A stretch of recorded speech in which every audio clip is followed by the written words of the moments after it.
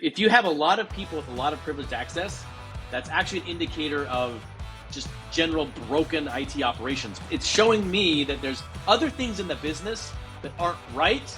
Therefore, we have to band-aid it by having people with deep access that can go manually fix things. Welcome to Identity Radicals, conversations with cybersecurity experts, the podcast that gives you exclusive access to the latest insights and strategies in the world of ever-evolving identity threats. Brought to you by Veza. And now, here's your host, Jason Garut. Welcome to Identity Radicals, the show where I have candid conversations with today's leaders on the front lines of cybersecurity. My name is Jason Garut. I am the CMO of Veza, the identity security company, headquartered right here in Silicon Valley. With me today is a special guest. This is Jenner Holden. Jenner has been the CISO at Axon Enterprise for almost 6 years. You may know his company, Axon, is the company that sells the TASER, but they have a broader portfolio of technologies as well, including things for military, law enforcement, and civilian use.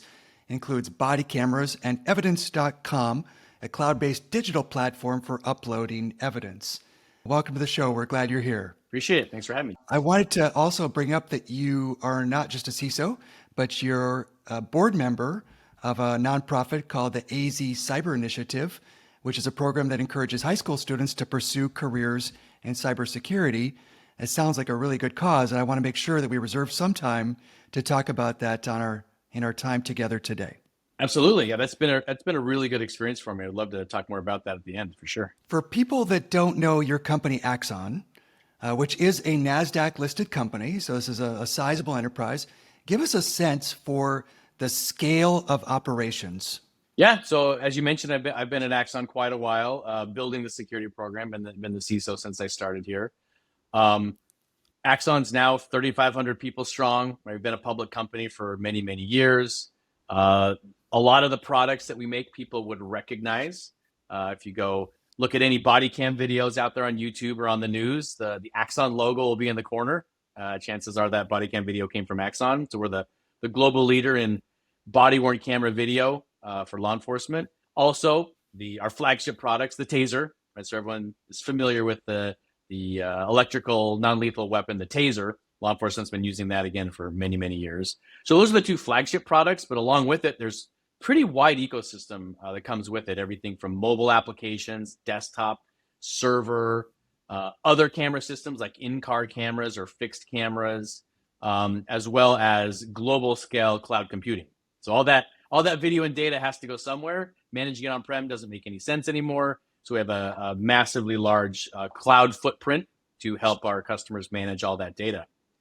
Any counts for like how many applications you're talking about? I know you have a lot of Azure services too. Yeah, I mean, I don't have the specific numbers, but like the amount of video under management is in the petabytes per month, right? So there's multiple petabytes per month being uploaded. So it's a lot of video globally. Hundreds of thousands of cameras, there's hundreds of thousands of officers around the world using our equipment. From a security standpoint, the security team is over 50 people at this point, right? So we've got all the functions you might expect from, enterprise security, IAM, which we're going to talk a lot about today, product security engineering, general security engineering, security operations, full 24/7 SOC, all the good stuff going on. Do you have governance and regulatory compliance kind of stuff too in that team? We do. I have a pretty large GRC function, which we call the trust team. As we talked about, our customers are government. So they have lots of checklists, certifications, audits, authorizations, a lot of regulatory oversight that we get to navigate globally. So it's also different in every country and every jurisdiction. So we have quite a team to deal with that complexity. So a big footprint, over 3,000 employees, lots of apps, lots of cloud usage. And that's going to give us a lot to talk about today. I suspect that we'll spend some time on identity threats. I think we should talk about provisioning and deprovisioning because I know you and Axon have done some innovative things building there. And then I'd like to make sure we talk about access reviews too, because in the past I've heard you say that access reviews are so often old school, and I think you prefer to be new school, and I want to hear exactly what that means. So I think we'll cover that. But I want to always lead with this question because this show is called Identity Radicals. So across this gamut of identity security, what's the most radical thing that you've done for security at Axon? Yeah, that's a good question. I guess you could consider this radical, but we built our security awareness program on the foundation of giving people swords. So the winners get a sword. That's pretty radical, right? And so what we do is it's called Actual the sword, physical swords? actual physical sword. We call it the Information Security Quest for Immortal Honor. And as you do brave deeds of security greatness, you earn experience points on the quest, because that's the only reason we do things anymore, right? Is to earn experience points on our various quests. And then we tally all those things up. And the brave deeds are related to identity. Some of them are for sure, like reporting phishing emails, either our simulated phishing emails or real phishing emails that come in, finding security flaws and bugs, finding access that's inappropriate. Right? Somebody finds some access that's inappropriate, reports it, and we go fix it. All those types of things earn experience points on the quest. Over the year, that all adds up. And at the end, the three final lucky winners get inducted into the Hall of Immortal Honor, and they get a sword. They win a physical sword with their name engraved on it, with Axon engraved on it. And we do a different sword style every year. So we've done broadswords and katanas, a lightsaber even last year. This year is very nerdy. It's a batleth sword from Star Trek, Klingon sword from Star Trek. Turns out people are very excited about that. Like, who knew? So it's a pretty radical way to gamify security education, but it's a lot of fun. And so obviously, I'm pretty sure you mean this is across the entire company, not just your team, right? Absolutely. Oh yeah, this is the entire company. Yeah. Absolutely. That's amazing. No, in fact, my team's not allowed to win. We're the referees, so we can't even win. That's amazing. Experience points. It's very, very much a gamification exercise. I have not heard of anyone doing that before, and I can imagine it taking something that people might view as a chore and making it a little bit more fun and even competitive. Absolutely. And I'm grateful we're still able to do it, because the first year the sword that we gave out was sharp. We didn't take care to dull it. And president of the company cut himself handling the sword the first time. So wow. But didn't shut down the program. So we were able to continue. Now the swords are all dull. Comes with a free box of Band-Aids. That's right. Fantastic. Well, let's talk about a different kind of threat, which is identity threats. No sharp edges, but perhaps even more dangerous. At Veza, we say that identity is the new perimeter, and we're not the only ones that say that. Most attacks these days seem to come through an identity vector, and all of those 3,500 employees you have are, of course, vulnerable to increasingly clever social engineering attacks. You've talked before about phishing, and so I guess my question is, do you think identity attacks are inevitable, and what do you do to prepare? Yeah, so I mean, certainly attacks of all types, and especially identity-based attacks, are inevitable. Like, the attacks are going to happen. We're large enough now where it's a daily occurrence that there's some type of identity-based attack, even if it's a simple phishing email. Those are coming in all of the time. I don't think, as a CISO, I don't think I could ever promise that we will be 100% perfect at defeating every single one of those attacks that come in all the time, every day. So that's never a promise that we make. But I think what we can do is build a program that's resilient enough to ensure that when we do have what I call them security whoopsies, right? These are the incidents that happen that are painful, but not like mortal. It's not a mortal wound. It's a cut. It's a scrape. We got punched in the face. We got kicked in the shin, but we didn't get stabbed through the heart, right? We are resilient enough that we can handle the bumps and bruises of trying to run a security program and come out the other side stronger, more successful than before, without leaving ourselves open to those mortal wounds, right? For taking the full blast that takes us out completely. That I think we can accomplish, and certainly strong identity is a big piece of that, because that's a way. We'll talk more about it as we go down the podcast here. But one of the most important ways to ensure that incidents stay small, that the blast radius of those incidents don't become that terrible breach, is by having strong access management practices, strong identity management practices. That is one of the key ways to keep the security whoopsies that are going to happen, to keep them small and manageable, as opposed to massive company impacting issues.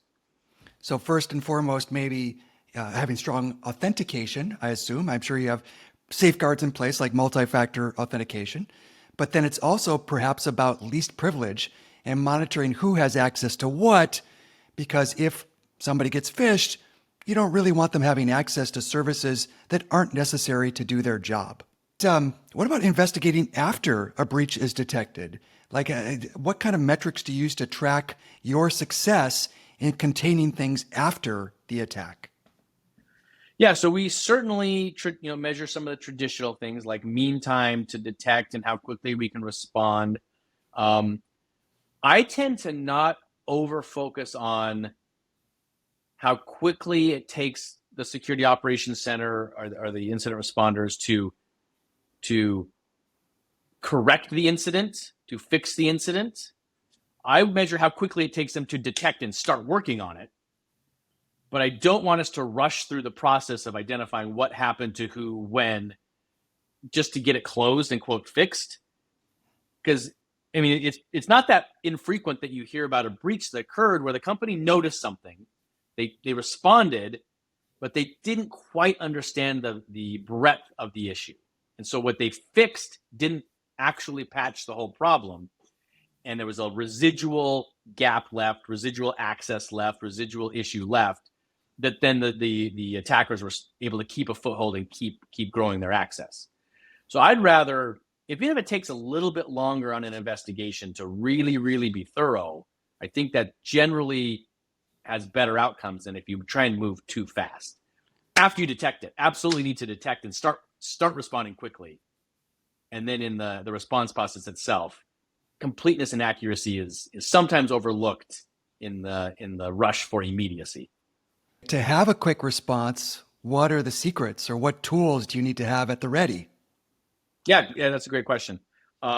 Certainly all of your normal detection technologies for when something seems out of place, right? Something's not right, anomalous activity occurred. Lots of tools can do that, right? And that includes everything from, inbuilt tools in the Microsoft suite if you use Microsoft, Google if you use Google, your own log and SIM solutions like Splunk or whatever it might be, to tools like Veza that help expand that visibility into what are the users doing in what parts of the application or with what data elements, to more quickly identify when something doesn't look right, something's out of the norm. Generally, I have also found that the most impactful security whoopsies are not the ones where your tool said a bad thing happened, right? Alert, a bad thing happened. Usually it's where a tool has said, something looks weird here, you should investigate further. Then in the investigation, and that's where we use Veza quite a bit, right, is to go in and look a little bit more closely. What exactly did this user do, or what exactly do they have access to? What's the series of events that occurred here? That's where you discover the more impactful, potential security issues that you can nip in the bud early. Then if you kind of glossed over that, 6 months later, you may have a really big issue. Got it. So resilience is the key. They're going to happen, but you want to contain them. And if they get through, you want to react quickly and shut it down as fast as possible. Absolutely. Yeah. Let's move on to the next topic, which is provisioning. And I'm sure that people listening to this have some sense that provisioning is about bringing new identities into the company. Somebody joins the company, somebody gets a new job, and you get them access to the apps and other services that they need to do that job. But it's kind of a headache for most companies. And you've done some innovative things to automate here with your provisioning and deprovisioning. So what is it that you're proud of? Yeah, I don't know if it's innovative, but it is hard to do, right? The concept of birthright provisioning. So somebody starts at the company, the HR system says they are approved to start working, and here's their job location, their job role, here's who their manager is, etc. Like all that's known in the HR system.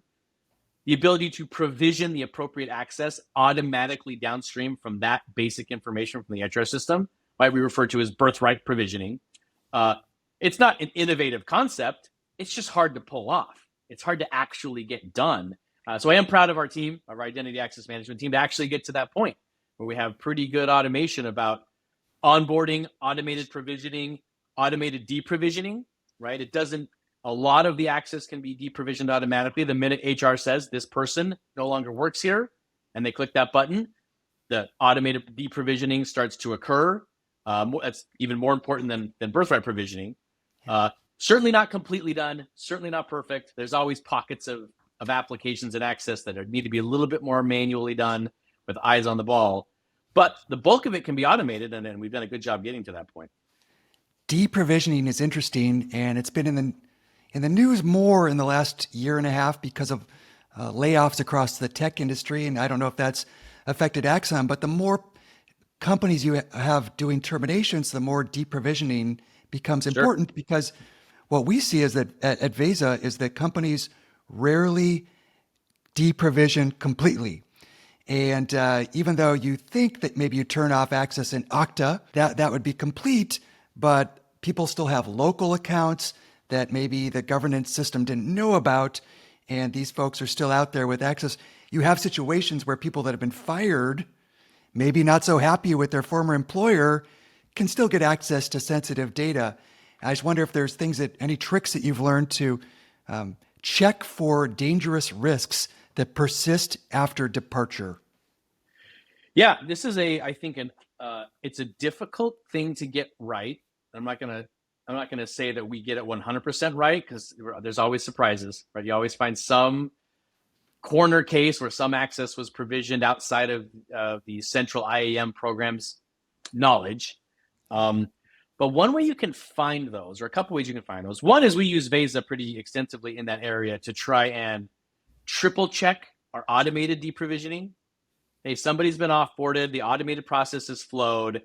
Hey, this one is sensitive enough or high profile enough or had enough access that let's do an extra set of checks in Veza to go see what else this person may have had access to that wasn't captured in our automated process, right? Oh, look, they ended up over here. They ended up over here. Let's go double check with that team, that group, that person was offboarded from that application properly. That's one thing you can do, is use a separate tool that's kind of outside of your normal IDN system or your normal IAM system, that still has visibility into all of the areas of access that you need to look at, to do a little bit of an extra audit and an extra triple check. And Veza has been certainly helpful for us in that vein. Another thing that you could do that we have done some of that I think is probably overlooked is your traditional security monitoring that your SOC might already be doing has clues in there where access may have been retained by somebody if they end up using that access in a way like they shouldn't. So if you have a sensitive offboard, you've done all of your due diligence, the automated process has flowed, you've done your extra checks, you feel pretty comfortable that we've offboarded that employee from all the right applications. But for whatever reason, you want a little extra monitoring on that one, you can use your SIM to look for logs, just logs that contain that username or variations of that username, because they shouldn't be popping up anymore. That account shouldn't be doing anything anymore. So you just alert me if there's any logs that show up with actions happening with that username. And that may sometimes flag an application you missed over here, an application you missed over there that's in your SIM. You're getting logs from that application, but it's not in your identity management workflow somehow. And certainly you'll find through that process, this is what we usually find, is automated applications that have been set up with that user's username to run, service account type things. So they're offboarded properly, but that script or that little workflow is still trying to run every day at noon. And that username keeps popping up every day at noon because it's still trying to use their account. So those are also good to find too, because those will break things when that offboard happens. You can maybe catch those a little faster. I've seen it here at Veza myself with departed employees, and I'm still getting notifications from things that were set up in their name. And I got to move those accounts to someone else. They're like, we just missed that one on their way out the door. So I could totally see that happening. Let's talk about access reviews, which maybe can kind of catch some of these things on an ongoing basis.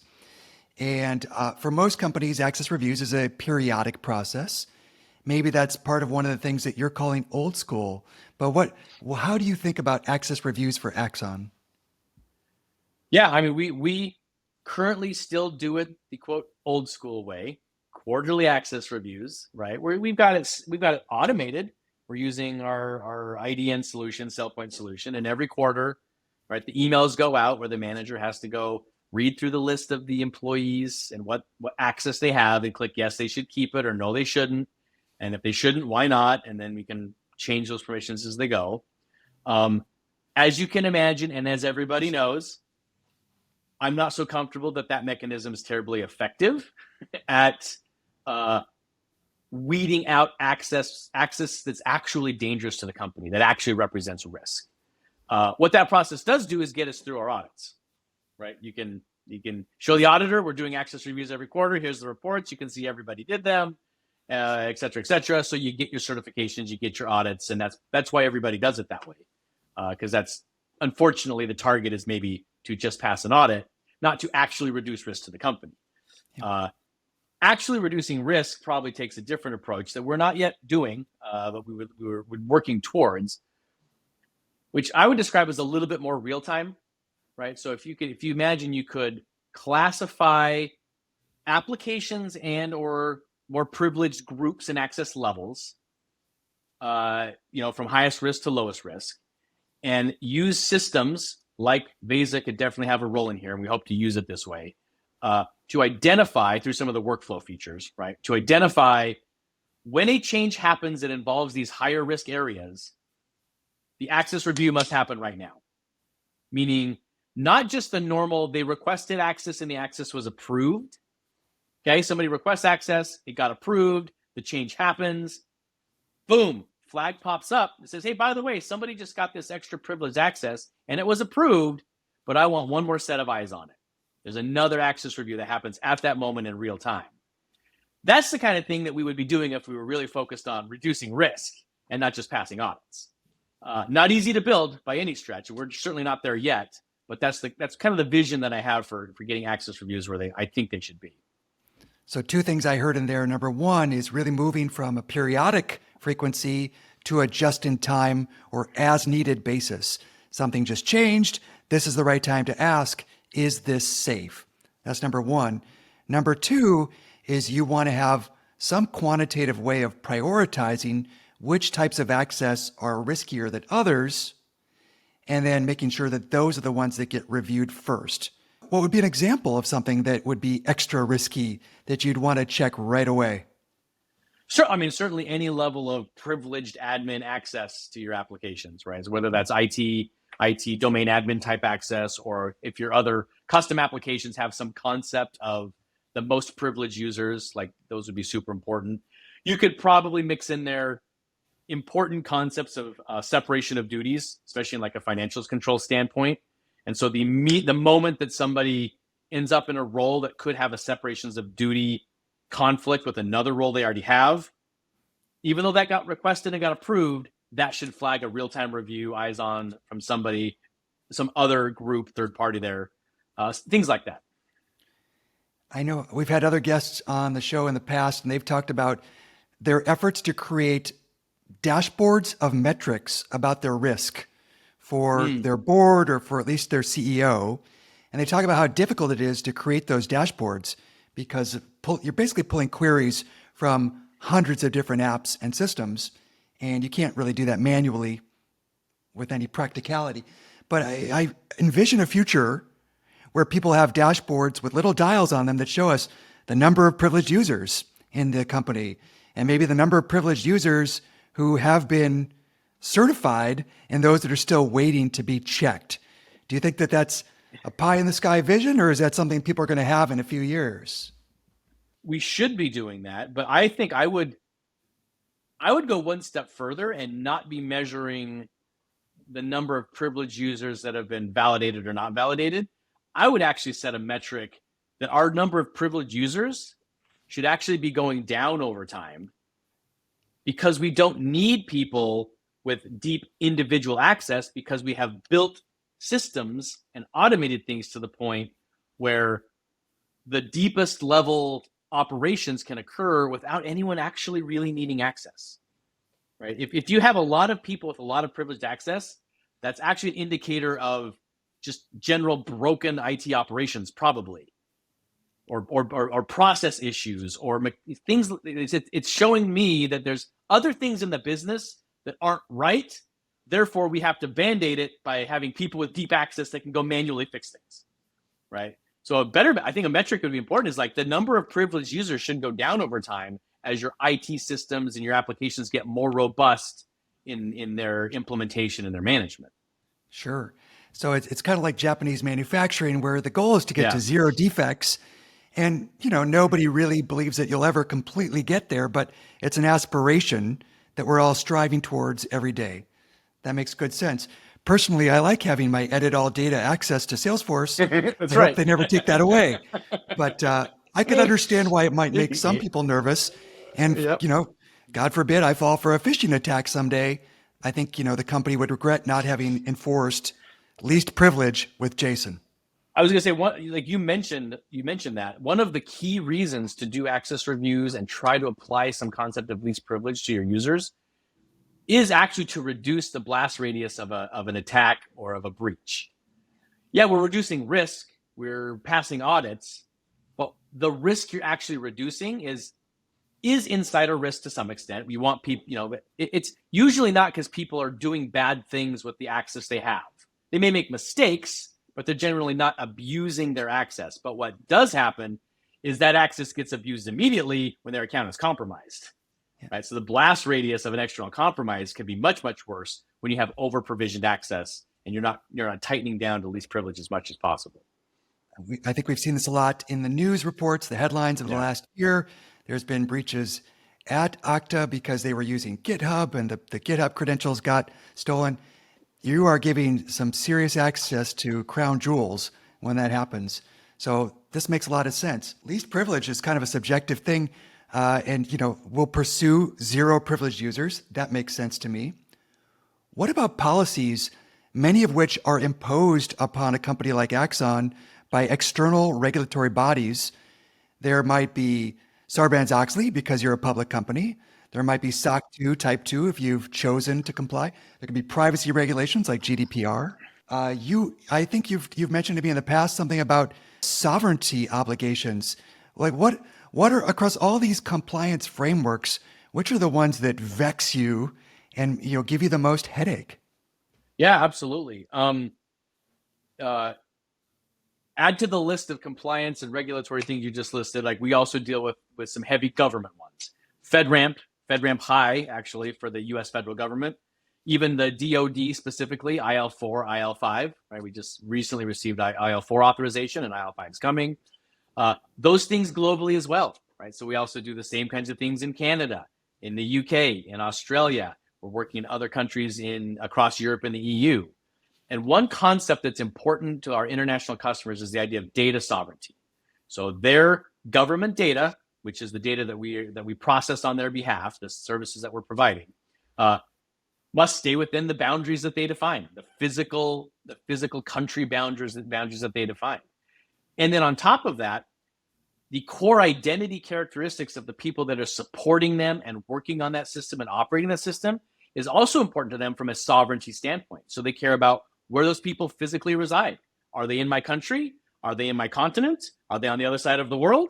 Where are they when they're supporting the system that holds my government data? And what is their citizenship? Where might their loyalties lie? Right? Is EU citizen okay, or do they have to be a citizen of Italy? Can they be a U.S. citizen or not? These are interesting and complex issues that we navigate with our international customers as a U.S.-based company, because of course, like as any country, it's natural, would want to have some measure of control and sovereignty over their systems and their data and their government operations. So we have to take probably a step further than most companies as far as identity goes, and care very much about the location of where somebody is and what their citizenship is, and certainly what their clearance status is. Have they gone through the government clearance process for ABC, XYZ? And that matrix together will then determine what access they're allowed to have with the different operational cloud services that we have around the world. Yeah, I'm reminded of one of our customers, not you, who came to us and said that they had an issue with employees in China and employees in the US, and there were sovereignty rules that one should not be able to see the data in the other country and vice versa. And it was hard for them to enforce that because it was a problem that spread out across many different systems, and it requires you to stitch together with the identity systems, maybe with the HR system that has data about where that person resides. So a really difficult problem to solve, and that's one of the areas where Veza aims to help. I wanted to ask you about another kind of identity that not everyone associates. They don't use the word identity to describe, but maybe you do, and that's service accounts. Service accounts are beginning to outnumber the number of employees that companies have, as all these different apps need credentials to talk to one another. How do you think about the challenge of securing service accounts at Axon? Yeah, I think you bring up a good point that folks don't, and we probably traditionally haven't thought about service accounts as identities in their own right, because we tend to, as we build and manage and architect and tweak our identity management system, its source of truth is the HR system, right? So we're kind of starting from that as the base truth. Well, guess what's not in the HR system?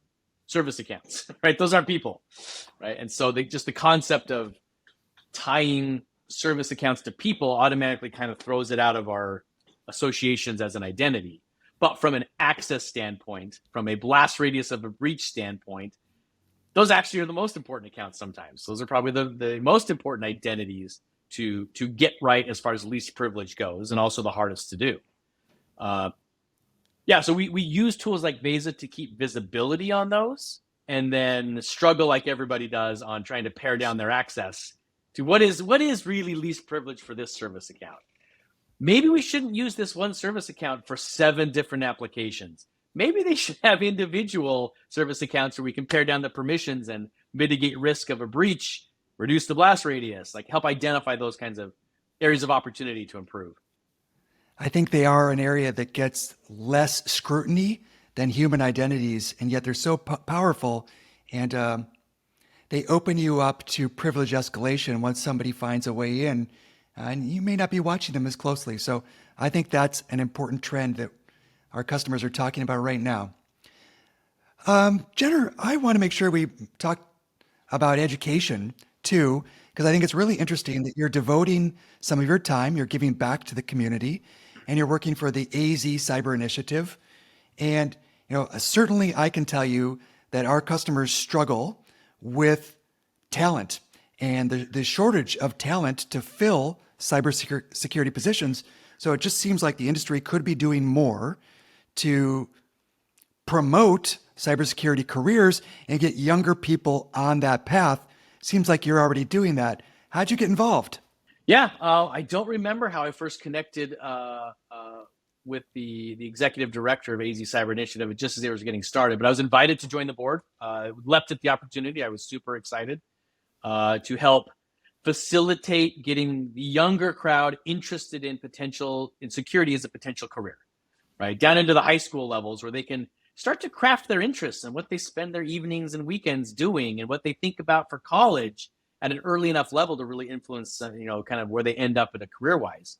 And we've had a lot of success. It's been a ton of fun with the AZ Cyber Initiative. The way that this nonprofit in Arizona works is generally the biggest focus is putting on boot camps. We call them cyber boot camps in the summer. So free week-long boot camps for high school-age kids to come learn cybersecurity things and do fun stuff for that week at various locations all over the state. Right, they're held at community colleges or universities or at high schools. We have instructors come in, right, talented security professionals to come in and instruct in those. I usually come speak, once or twice. A couple of those boot camps, I'll come give an hour-long talk on what it's like to be a CISO and what I look for in people that we hire, that kind of fun stuff. We've grown quite a bit. The first year was only 2 boot camps, right? 2 teachers, 2 boot camps, 40 kids maybe, something like that. And this last summer was over 10 boot camps. It might have been like 12 boot camps, hundreds of kids. Very successful and a lot of fun. These are high school students. When you come to do your talks, you're not giving them swords, right? No, I'm not passing out swords. I tell them about the quest, and that if you come work for Axon, you could win a sword at some point in the future. But no, we're not giving out swords.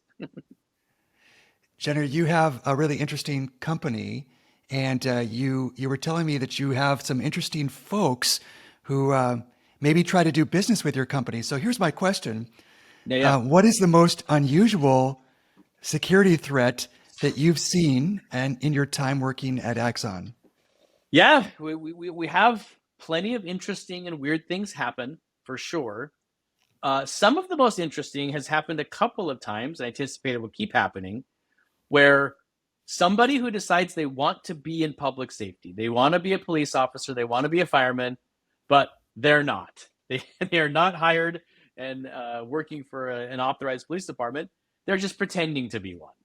So we do come across police impersonators that are trying to get access to our gear, right? Because what better way, Jason, to look like a cop and be a cop than to actually have a taser strapped to your side, to actually be wearing a body cam around with your fake uniform.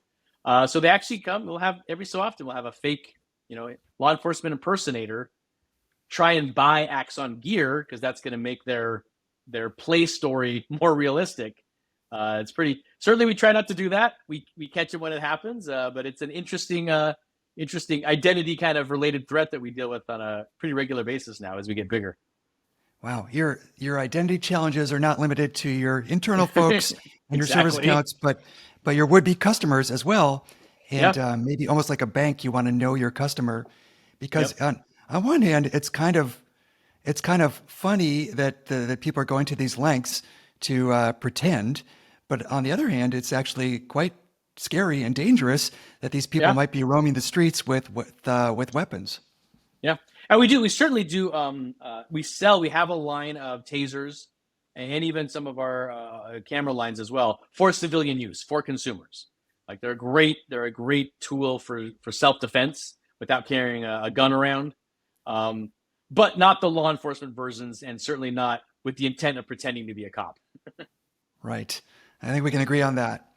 Okay, Jenner, this has been fantastic. We covered a lot of ground, and we learned that everyone's going to have whoopsies, but we've got to make sure that we contain them. Resilience is key. Fast response is key. We should all be striving towards least privilege. If there was a magic dashboard that tracked our number of privileged users, we should aspire to bring that level down towards 0 over time. And we learned that if you want your employees to take security seriously, maybe you should try coming up with a gamification program and give out points and give out rewards. That is something I haven't heard before. I think that's really innovative. So thanks for sharing these things with us today, Jenner. Really good conversation. You're welcome back on this show, as you know, anytime. Appreciate it, Jason. Really love my time here. Thank you. Until next time, everybody, you've been listening to Identity Radicals, brought to you by Veza, the identity security company. Be sure to subscribe to this wherever you get your podcasts. Until next time, let's be careful out there. Thanks for listening to Identity Radicals, brought to you by Veza, the identity security company. To learn how to secure your organization's identity access, visit Veza.com. Please leave us a rating and review and subscribe to the podcast to get each new episode as they're released. Thank you again and see you next time.